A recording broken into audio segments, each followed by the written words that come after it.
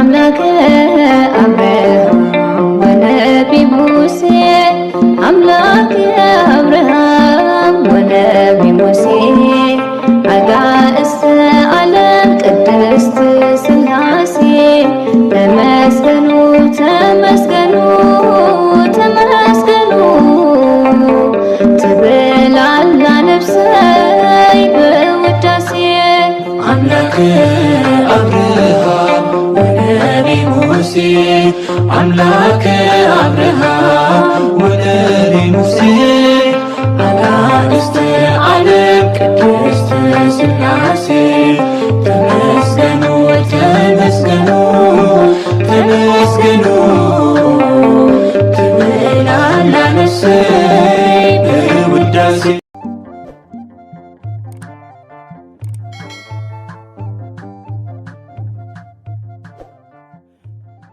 بسم ስላሴ በስመ አብ ወወልድ ወመንፈስ ቅዱስ አሐዱ አምላክ አሜን። ሰላም እግዚአብሔር አምላክ ምስኩላችሁም ይሁን። ስድራ እግዚአብሔር አምላክ ከመይ ሓዲርኩም? አነ እግዚአብሔር ይመስገን ክብሪ ይስፋሕ መድኃኔዓለም አቦይ ልዑል እግዚአብሔር አምላኽና ክተበ ሰዓት እዚኣ ብጸጋን ብጥዕናን ስለዘብቅዕናን ዘጽንሐናን ክብርን ምስጋናን አምልኮን ውዳሴን ንዘላለም ንዑ ይኹኖ። ከምኡውን ነታሪሬት ህሊና ቅድስተ ቅዱሳን ንጽሕተ ንጽሓን ወላዲተ አምላኽ ወላዲተ ቃል ዝኾነት ቅድስቲ ኪዳነ ምሕረት አደይ ቅዱስ ወዳ ብዝሃባ ክብሪ ክብርን ምስጋናን ንዘላለም ንዓ ይኹና። ከምኡውን ንኹሎም ቅዱሳና እግዚአብሔር አምላኽና ብዝሃቦም ክብሪ ብዝሃቦም ቃል ኪዳን ከከም ማዕርጎም ክብርን ምስጋናን ንዘላለም ንዕኦም ይኹኖ አሜን።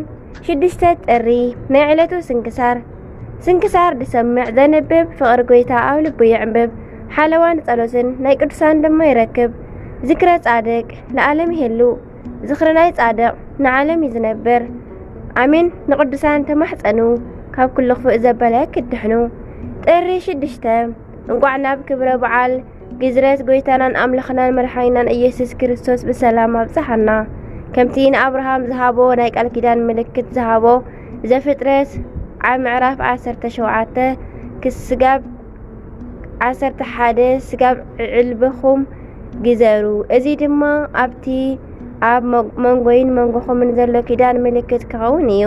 12 ኣባኻትኩም ወዲ ሽሞት መዓልቲ ተባዕታይ ዘበለ ኩሉ ኣብ ወለድኹም ኣብ ቤት እተወልደን ካብ ማንም ካብ ዘርእኻ ዘይኮነ ወዲ ጓና ብገንዘብ እተዓድገን ይገዘር።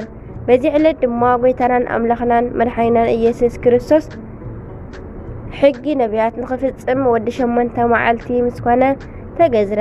በዚ ዕለት ድማ ብዓይኑ ንኽሪኦ ሓቂፉ ንኽሰምዖ ድሕሪ ነዊሕ ዓመታት ስምዖን አረጋዊ ረኸበ። ሉቃስ 21 ክገዝርዎ 8 መዓልቲ ምስ መልአ ድማ ከምቲ መልአኽ ኣብ ከርሲ ከይተሃንጸ ከሎ ዝሰመዮ ስሙ ኢየሱስ ክርስቶስ ኢሎም ሰመይዎ። 25 እንሆ ድማ ኣብ ኢየሩሳሌም ስምዖን ዝበሃል ሰብኣይ ነበረ። እዚ ሰብኣይ እዚ ጻድቅ ንኣምላኽ ዝፈርሕ ምጽንናዕ እስራኤል ዝጽበ ነበረ። መንፈስ ቅዱስ ድማ ነበሮ። 26 ነቲ ቅቡእ እግዚአብሔር ከይረኣዮ ሞት ከም ዘይርኢ ድማ ብመንፈስ ቅዱስ ተገሊጹሉ ነበረ። 27 ብመንፈስ ከኣ ናብ ቤተ መቕደስ መጸ። ነቲ ኢየሱስ ህፃን ወለዱ ከም ልማድ ሕጊ ክገብርሉ ምስ ኣእተዎ 28 ንሱ ድማ ኣብ ኢዱ ሓቂፉ ንኣምላኽ እውን ኣመስገነሞ።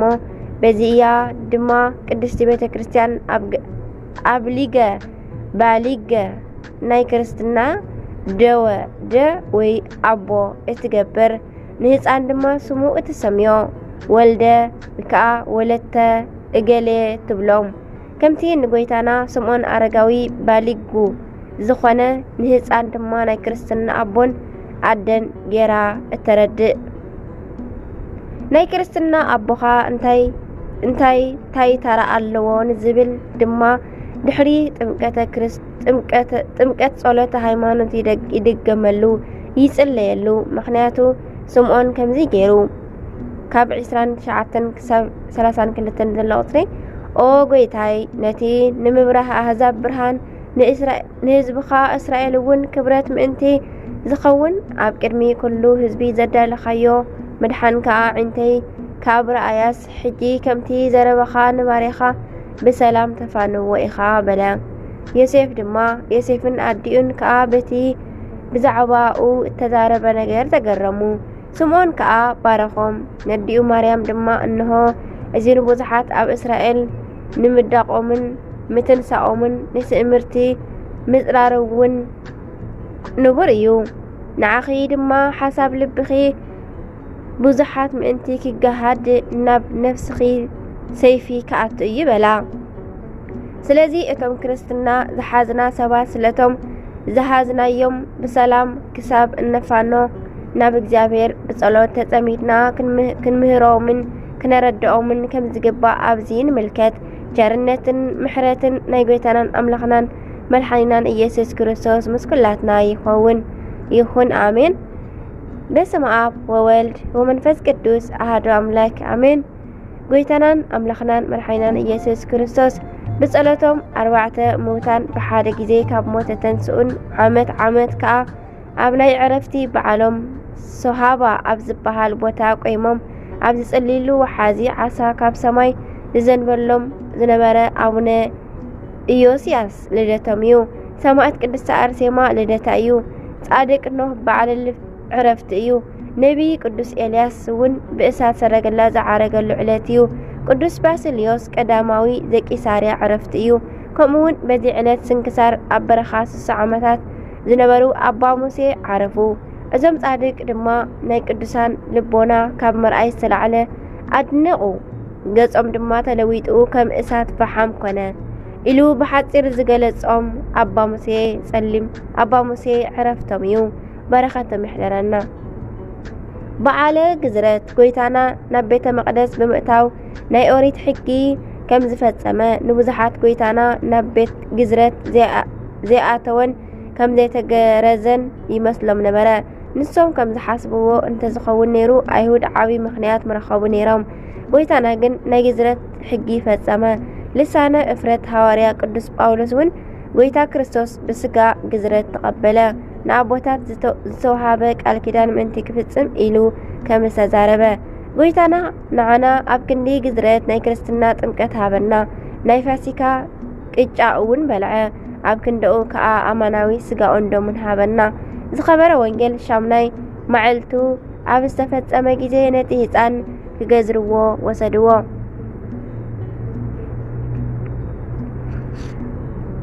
ከይጠነሰቶ መልአኽ ከም ዘውፃሉ ንስሙ ኢየሱስ በልዎ። ከም ዝበለ ንጽሕቲ ድንግል እመቤትና ማርያም ንጻድቅ አረጋዊ ዮሴፍ ከምቲ ሕጊ ንወደይ ክገርዞን ስም ድማ ክሰምዮን በሊሕን ፈላጥን ዝኾነ ዝገርዝ ሰብ ኣምጻለ ይበለቶ። አረጋዊ ዮሴፍ ድማ ከይዱ ዝገርዝ በዓለ ሞያ ኣምጸላ። እቲ በዓል ሞያ ድማ ነቲ ህፃን ንጎይታና ኣብ ኢዱ ኣድኡ ኣብ ዝረኣዮ ጊዜ ምንቲ ክገርዞ ነዚ ህፃን ብምጥንቃቕ ሓዝዎ እሞ እቲ ህፃን ድማ ጎይታ ኢየሱስ ድማ ኣታ በዓል ሞያ ገራዚ ንደመይ ከየፍሰስካ ዶ ክትገርዘኒ ትኽእል ኢኻ? ብዘይካ በታ ዕለት ኣብ ካልእ ጊዜ ደመይ ኣይክፈስስን እዩ። ብጎነይ ብኹናት ምስ ወግኡኒ ኣብታ ጊዜ ዓይን ደምን ክፈስስ እዩ። ንኣዳምን ንዝኣምኑ ደቁን መድሓኒት ክኸውን እዩ በሎ። ጎይታና ነዚ ዝተዛረቦ እቲ ገራዚ ኣብ ሰምዐ ጊዜ ብጣዕሚ ተደነቐ። ንኣቑሑቱ ኣኪቡ ድማ ተንሲኡ ኣብቲ ህፃን ሰገደ። ኣብቲ ጊዜ ድማ እቲ ላማ ኣብ ኣዳው ከሎ መኺኹ ከማይ ኮነ። እቲ በዓል ሞያ ድማ ክብርቲ እመቤትና ካብ ኣንስቲ ተፈሊኺ ዝተባረኸ ኢኺ፣ ናይ ማህፀንኪ ፍረ ከዓ ዝተባረኸ እዩ። እዚ ወድኺ ስለኡ ነቢያት ትንቢት ዝተናበይሉ ዝተዛረብሉ ዝተነበይሉ ወዲ ህያው ኣምላኽ ይበላ። ህፃን ድማ መሊሱ ነቲ በዓል ሞያ ኣነ እየ ክትገርዘኒ ዲኻ ወይስ ገዲፍካዮ? ወይስ ናይ ኣቦታተይ ኣቦታት ከም ዝገረዝዎ ኣነ ክገብር በሎ። እቲ በዓል ሞያ ድማ ናይ ኣቦታትካ ኣቦታት በዓል መን እዮም በሎ። እቲ ህፃን ጎይታና ድማ ኣብርሃም፣ ይስሐቅ፣ ያዕቆብ ናይ ኩሎም ህዝቢ ኣቦታት ዝኾኑ እዮም። ንዕኦም ድማ እዚ ግዝረት ኣቀዲሙ ካብ ኣቦይ ተዋሃቦም በሎ። እቲ በዓል ሞያ ድማ ኣነ ምሳኻ ክዛረብ ኣይክእልን ኣብ ህልውናኻ መንፈስ ቅዱስ ኣሎሞ ኣብቲ ግዜ ድማ ህፃን ጎይታና የዒንቱ ናብ ሰማይ ኣቕኒዑ ኦ ኣቦይ አብርሃም ይስሐቅ ያዕቆብ ኣቀድምካ ግዝረት ዝሃብካዮም እታ ግዝረት ሎሚ ንዓይ ሃበኒ በለ። ኣብቲ ግዜ ብዘይ ኢድ ኣብ ስጋ እቲ ህፃን ግዝረት ተገረዘ። ናይ እመቤትና ቅድስናኣ ከይተለወጠ ካብ ናይ ድንግል ማህፀን ከም ዝወፀ ናይ ጎይታና ግዝረቱ ድማ ዘይምርመር ኮነ። እቲ በዓል ሞያ ገራዚ ነዚ ተኣምር ኣብ ዝረኣየን ናይቲ ህፃን ነገር ኣብ ሰምዐን ግዜን ብጣዕሚ ኣድነቐ። ኣብ ትሕቲ እግሪ ጎይታናን ኣምላኽናን መድሓኒናን ኢየሱስ ክርስቶስ ድማ 3 ግዜ ሰጊዱ ብሓቂ ንስኻ ወዲ እግዚአብሔር ናይ እስራኤል ንጉስ ኢኻ በሎ። ድሕሪኡ ካብ ናይ ጎይታና ካብ ተኣምራቱ ዝረኣዮን ዝሰምዖን እንዳተዛረበ እንዳመስከረ ናብ ቦትኡ ከደ። ጎይታናን መድሓኒናን ኢየሱስ ክርስቶስ ብምሕረቱ ካብ በዓሉ በረኸት ይኽፈለና ኣሜን።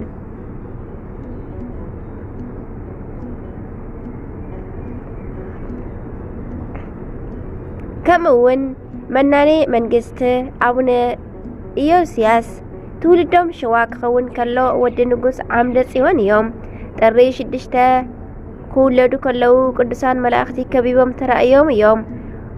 ወዲ ንጉስ እኳ እንተኾኑ ኣብ ዓለም ነጊሶም ምንባር ንዒቆም ብምምናን መጀመርያ ናብ ሓይቅ እስጢፋኖስ ገዳም ኣተዉ። አቡነ ኢዮስያስ ኣብ ሓይቅ ገዳም ን14 ዓመታት ብዓቢ ተጋድሎ ነበሩ። ኣብኡ እውን ብሉይን ሓዲስን መጽሓፈ መነኮሳትን መጽሓፈ ሊቃውንትን ኣጠናቂቆም ተማሂሮም እዮም።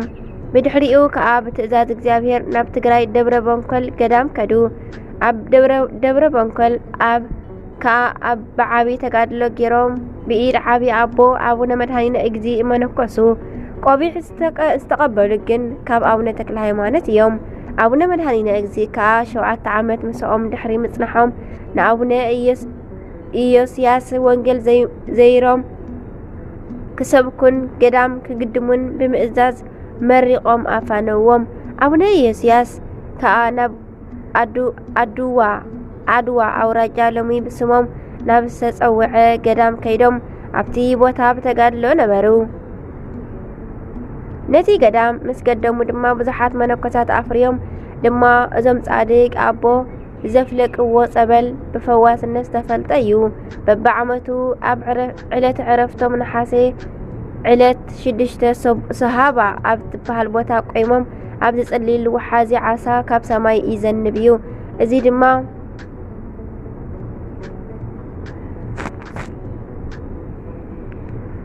ድማ እዚ ከዓ ክሳብ ሕጂ በብዓመቱ ነሓሴ ዕለት 6 ብግብፂ እንዳተረኣየ ይርከብ። አቡነ ኢዮስያስን ከሓድያን ክኾኑ አረማውያን ዝኾኑ ከሸግርዎም ከለዉ ጻድቕን በጸለቶም እዮም ተጥፍዎም ዝነበሩ። ኣብ ውሽጢ ገዳሞም ኣብ በዓቲ መዓልቲ በዓሎም ገድሎም ክንበብ ከሎ ድማ ኣጋንንቲ ካብ ልቦና ሰብ ከም ደሮና በኒኖም ይጠፍኡ ነበሩ። እዞም ጻድቅ ኣቦና ከም ሓጋዚ ኮይኑ ዘገልግሎም ኣንበሳ ነበሮም። ናብ ገዳሞም መጺኡ ንመካነ ዓጽሞም ዝተሳለመ ክሳብ 14 ትውልዲ ዝበጽሕ ከም ዝምሕረሎም ጎይታናን ኣምላኽናን መድሓኒናን ኢየሱስ ክርስቶስ ቃል ኪዳን ኣትሎም እዩ። ንወዱ ብስሞም ሰመየ እንተሃለወ ገጽ ሰይጣን ፈጺሙ ከም ዘይርኢ ገድሎም ይዛረብ። ረድኤት በረኸቶም ይሕደረና፣ ገዳሞም ንምስላም ድማ ይብቃዕና ኣሜን። ሰማዕት ቅድስቲ አርሴማ ብዙሃ ህማሞሙ ለጻድቃን ወእም ኩሉ ያድህኖሙ እግዚአብሔር። ናይ ጻድቃን መከራ ብዙሕ እዩ፣ እግዚአብሔር ግና ካብ ኩሉ የድሕኖም። መዝሙረ ዳዊት መዝሙር 34 ፍቕዲ 19 ወሃሎ ኣሃዱ ብእሲ ዘስሙ ዘመደ ክቡራን ካህናት ወንጌላውያን ወነገስቲ ሃየላን ወአውሰ በብእሲተ እምዘመዶም ለካህናት ወሊቃነ ጳጳሳት ስዩማነ ቤተ ክርስቲያን ኖታአነ ሃይማኖት እንተ ስማ አትሮሲያና ቡርክት ወኮኑ ፈራህያነ እግዚአብሔር ወጻድቃን እምንቱ ወእምዘስእኑ ወሊደ ወኮኑ መካናት እስከ ሲበተ ካብ ወገን ክቡራን ካህናት ሃየላን ነገስታት ዝኾኑ ቴዎድሮስ ዝስሙ ሰብኣይ ነበረ። ንሱ ንሓንቲ ካብ ወገን ስዩማነ ቤተ ክርስቲያን ርቱዓን ሃይማኖት ዝኾኑ ሊቃነ ጳጳሳትን ካህናትን ዝኾነት አትሮስያና ዝስማ በረኽቲ ቅድስቲ ሰበይቲ ተመርዓወ። ክልቲኦም ፍርሓት እግዚአብሔር ዝነበሮም ጻድቃን ነበሩ። ክሳዕ ዕድመ እርግና ዝበጽሑ ድማ ክወልዱ ዘይክእሉ መኻናት ነበሩ። ስሞም ዘጸውዑ ንዕኡ ዘስምር ወዲ ድዩ ጓል ውላድ ክህቦም ድማ ብስነ ምግባር ተጊሆም ወትሩ ንእግዚአብሔር ይጽልዩ ስለ ዝነበሩ እግዚአብሔር ድማ ብረድኤት በጺሕዎም ሓንቲ ቅድስቲ ውላድ ሃቦም። ስማ ድማ አርሴማ ሰመይዋ። ኣብ 30 ዓመት ዕድመኣ ከዓ ናብታ ብስም ቅድስቲ ድንግል ማርያም እትጽዋዕ ቤተ ክርስቲያን ወፈይዋ። ቅድስቲ አርሴማ ካብ ህፃንነታ ጀሚራ ቅዱሳት መጻሕፍቲ ተጽንዕ፣ ብጾምን ጸሎትን ተወሲና ድማ ትጋደልን ተገልግልን ነበረት። ቅድስቲ አርሴማ ጓል 15 ዓመት ኣብ ዝነበረትሉ ግዜ ከሓዲ ንጉስ ዲዮቅልጥያኖስ ዝምርዓዋ መልክዐኛ ጓል ሲኢሎም ከምጸሉ ንሰራዊቱ ናብ ኩሉ ግዛኣቱ ኣዋፈረ። እዞም ዝተለኣኹ ወታደራት እናኾለሉ ኣብ ሃገረ ሮሜ ኣብ ትርከብ ደብረ ደናግል በጽሑ። ካብ ኩለን ኣብኡ ዝነበራ ደናግል ከዓ ንቅድስቲ አርሴማ መልክዕ ዝበልጻ ስለ ዘይነበረ መልክዓ እናተደነቑ ሲኢሎም ንስእላ ንንጉስ ዲዮቅልጥያኖስ ለኣኸሉ። ቅዱስ ንጉስ ድማ ስእላ ርእዩ እምብዛ ተሓጐሰ። ኣብ ኢዱ ከም ዘእትዋ ተኣማሚኑ ከዓ መርዓ ቆፂሩ ንኩሎም ነገስታትን መኳንንትን ዓደሞም። ነዚ ዝተገብረን ክግበር ተቆፂሩ ዘሎን እተን ደናግል ምስ ፈለጣ ካብቲ ደብረ ደናግል ወፂአን ሃዲመን ኣብ ግዝኣት ንጉስ ድርጣድስ ዝሃገረ ኣርማንያ ኣብ በረኻ ጫካታት ተሓብኣ። ኣብዚ ቦታ እዚ ብጠቕላላ 75 ሰብኡትን ኣንስትን ኣብዚኦም ከዓ እዘን 39 ደናግል ኣንስቲ ብጥሜትን ጽምእን ብስእነትን ሽግርን ይነብሩ ነበሩ። ኣብዚ ምድሪ ኣርማንያ ምህላዋ ዝሰምዐ ንጉስ ዲዮቅልጥያኖስ ድማ ካብ ዘላቶ ረኺቡ ክሰደሉ ንንጉስ ድርጣድስ ኣዘዞ። ንጣዖት ዝሰግዱን ኣብ ፀሓይ ዘምልኹን ህዝበ ክርስቲያን ዘሳቕን ዝስይፍን ዝነበረ ንጉስ ድርጣድስ ድማ ኣብ ግዝኣቱ ንዘላ ቅድስቲ አርሴማ ወታደራቱ ልኢኹ ምስ ምሳኣ ዝነበራ ቅዱሳን ደናግል ኣምጽኣ። ንጉስ ድርጣድስ ንቅድስቲ አርሴማ ብመልክዓ ተማሪኹ ንዓለማዊ ሓጎስን ስጋዊ ድሌቱን ተመንያ። ኣብ ጣዖቱ ከስግዳ እውን ብዙሕ ፈተና። ቅድስቲ አርሴማ ግና ቅድስቲ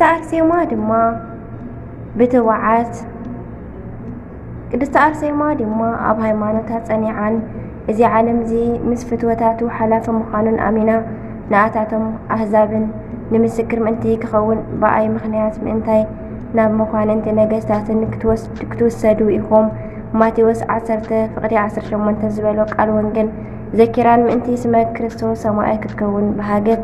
ንጉስ ድርጣድስ ብመንፈሳዊ ጽንዓትን ትብዓትን ቅድስቲ አርሴማ እምብዛ ተናደደ። ምስ ኩሎም ህዝበ ክርስቲያን ከዓ ብጥሜትን ዋዒ ህእሳትን ብዙሕ ኣጋፍዓን ኣሰቕያን። ንነቢ ዳንኤል ካብ ኣናብስቲ ንሰለስቱ ደቂቕ ካብ እቶን ዘድሓነ እግዚአብሔር ኣምላኽ ኣብ ኩሉ መከራኦም የጸናንዖምን የድሕኖምን ነበረ። ንጉስ ድርጣድስ ድማ ከምቲ ዝተመነዮ ስጋዊ ድሌታቱን ሰይጣናዊ ስሩሑን ስለ ዘይሰመረሉ ኩሎም ክስየፉ ኣዘዙ። እተን ደናግል ክስየፋ ከለዋ ቅድስቲ አርሴማ ቃል እግዚአብሔር እናጠቐሰት ትምዕደንን ተጸናንዕን ነበረት። ነቶም ሰማዕታት ኣኽሊል ክብሪ ኣብ ሰማይ ክወርደለን ከሎ እናረኣየት ናታ ተራ ብጸሎትን ሓጎስን ትህዋኽ ነበረት። ኣብ መወዳእታ ኪዳነ ተካየድኩ ምስለ ሁርየየ ምስ ሕሩየይ ኪዳን ኣተኹ። መዝሙረ ዳዊት መዝሙር 89:34 ከም ዝብል ካብ ጎይታናን ኣምላኽናን መድሓኒናን ኢየሱስ ክርስቶስ ቃል ኪዳን ምስ ተቐበለት ንጉስ ድርጣድስ ርእሳ ክትምተር ኣዘዘ። እቶም ወታደራት ድማ ብገመድ ስሒቦም ርእሳን መልሓሳን ቆረጽዋ። ክልቲአን ኣዒንታ ጎጥጊጦም ብምውፃእ እውን ንኣካላታ ብንእሽቶ መተርዋ። ኣብ 29 መስከረም ድማ ብሰይፊ ክሳዳ ቆሪጾም ብሰማዕትነት ኣሕለፍዋ። ካብ ክሳዳ ድማ ደምን ማይን ጸባን መዓርን ከም ዘንጠብጥብ ዝናመ ክረምቲ ናብ 4 መኣዝን ወፀ። ንቅድስቲ ነፍሳ ከዓ ቅዱሳን መላእክቲ ብይባብን ብዝማሬን ብክብርን ተቐቢሎም ኣብ ቦታ ዕረፍቲ ኣተዋ። ናይ ኩሎም ምስተን ደናግል ዝነበሩ ድምር ድማ 72 ሰባት ሬሳኦም ኣብቲ ቦታ ተረፈ። ምሕደረ ሰይጣን ዝኾነ ንጉስ ብእግዚአብሔር ተቐፂዑ ኣእምሮኡ ጠፊእዎ ምስ ኣራዊት ይነብር ነበረ። ድሓር ግና ብጸሎት ቅዱስ ጎርጎርዮስ ናብ ልቡ ተመሊሱ ብእግዚአብሔር ኣሚኑ ናይዞም ቅዱሳን ሰማዕታት ኣዕጽምቲ ኣኪቡ ኣብ ጽቡቕን ፍሉይን ዝኾነ ስፍራ ኣቐመጦ። ድሕሪ ግዜ ድማ ብስሞም ቤተ ክርስቲያን ተሃኒጽሎም ካብቲ ቦታ ብዙሕ ተኣምር ተገብረ። ቅድስቲ ቤተ ክርስቲያንና ከምቲ ዝክረ ጻድቅ ለዓለም ይሄሉ ምዕራፍ መዝሙረ ዳዊት መዝሙር 112 ፍቕዲ 6 ዝብል ቅድስቲ ኣርሴማን ካልኦት ቅዱሳን ብሰማዕትነት ሓረፉ። 27 መስከረምን ቅዳሴ ቤታ ንቅድስቲ ኣርሴማ 6 ድማ ትዝክሮን ተኸብሮን እያ። አሜን። ዝክረ ጻድቅ ለዓለም ይሄሉ ዝኽሪ ናይ ጻድቅ ንዓለም ዝነብር። አሜን። ስንክሳር ድሰምዕ ዘንብብ ፍቕሪ ጎይታ ኣብ ልቡ ይዕምብ ሓለዋን ጸሎትን ናይ ቅዱሳን ድማ ይረክብ። ዝክረ ጻድቅ ለዓለም ይሄሉ አሜን። ዝነጠበ ዝጎደለ በአፈ ቅዱሳን ትጓን መላእክት ታረመለ። ወይ ስብሐት ለእግዚአብሔር ወለወላዲቱ ድንግል ወለመስቀሉ ክቡር። አሜን አሜን ለይኩን